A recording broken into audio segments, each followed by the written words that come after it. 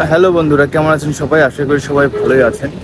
তো আজকের ব্লগটা এখানে শুরু করলাম।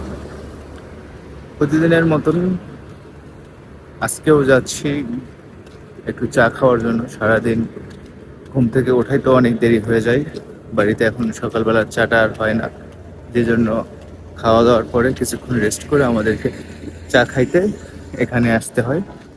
তো সাথে আছে এখন বর্তমানে সজল ব্রাদার্স। এখন গিয়ে চা খাবো, খেয়ে দিয়ে আসবো আমাদের চকপাড়ায়।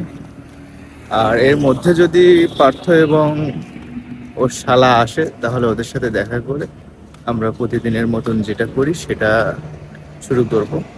চলুন এখন চা খেয়ে আসে। খেলতে খেলতে রাত লেগে গেল, এখন যাচ্ছি বাজারে। এরা ছিল না, একটু আগে আসলো। আজকে নাকি বিকেলবেলা ঘুমাইতেই ছিল, খুব ঘুম পাচ্ছিল ছেলেটার। আজকে অনেক গরম ছিল তো, রাতে মনে হয় কালকে ঘুম হয় না। না না আজকে অনেক গরম ছিল তো। কি ছিল? গরম ছিল আজকে। বগুড়ার দই কখন খাবে যাবো সেটা খাড়ি দিদি দই। আসমান আসমান বহুত দিনাজপুরের কি লিচু না? দিনাজপুরের লিচু ছোট ছোট, বগুড়ার দই অরিজিনাল দুধের দই।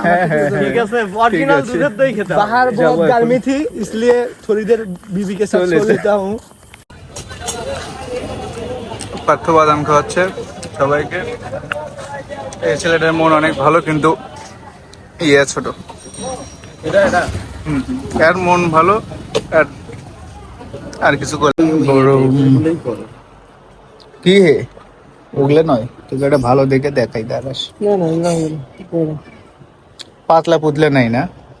অনেক ঠান্ডার জন্য আজকে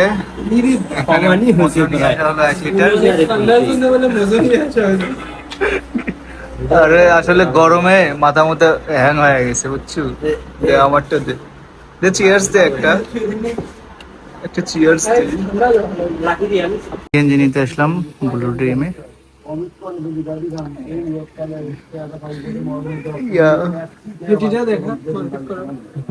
ওই পাশে আছে, ওটা দেখাচ্ছি ওই পাশে।